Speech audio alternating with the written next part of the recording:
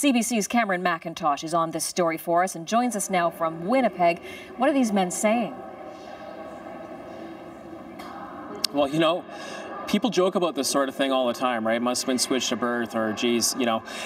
These guys are not laughing about this. This is something that has shocked both of these men, despite the fact that there were rumors and jokes all their lives. This is something that they kind of lived with, kind of shrugged off. But this year, as they turned 40, decided, you know, this is something that we want to look into. So they asked for help from the province of Manitoba here.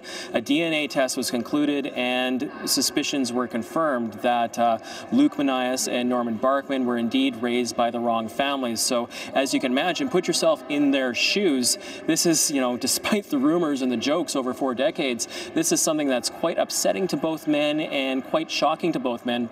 They're really still just coming to grips with it. They've only known this for a matter of a couple of days. So what they're going through right now is basically the realization that they're not who they were raised to be, not who they think they are.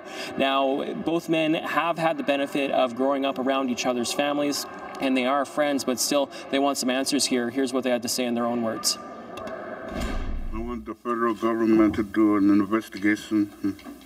Why and how this happened to us. I would like some answers for me and my family. I just want to know, like, what happened 40 years ago. Like, it's hard. I just want to know what happened. As you can see, you know, they're quite emotional and the words are hard to come by for them right now. They're asking for the federal government to look at this because they were born in Norway House, which is a northern reserve in Manitoba, in a hospital that was run at the time by the federal government. Today, the province of Manitoba is backing them up on that request. Question 2, how could this, or could this rather, have happened to anyone else? Well, you know, that's the concern here. That's the concern. We spoke to the chief of the community where the 2 men were raised while they were born in Norway House. They were actually raised in Garden Hill, Manitoba.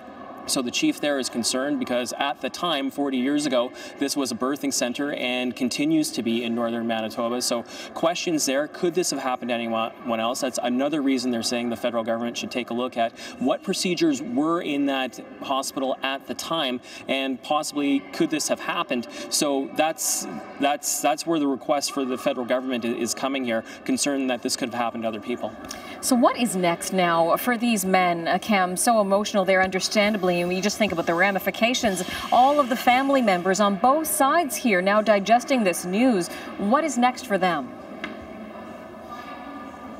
Yeah, there's at least one parent who's deceased here, but what's next for them is basically this. Here's a family photo. That's Luke, that's his biological mother, that's Norman, that's his biological father. Those 2 men as boys, he thought that was his dad, he thought she was his mom. So basically there's a lot of just coming to grips with this and getting to know their biological parents better. Now, both men say that the families that they grew up in, the families that they thought they were part of, nothing changes there. Today, Luke said his brother is still his brother, even though they may not be biologically related. I asked them, you know, despite the anger, despite the confusion, and despite, you know, the shock of all this, is there a good news aspect to this? And they both said, yeah, our families just got bigger.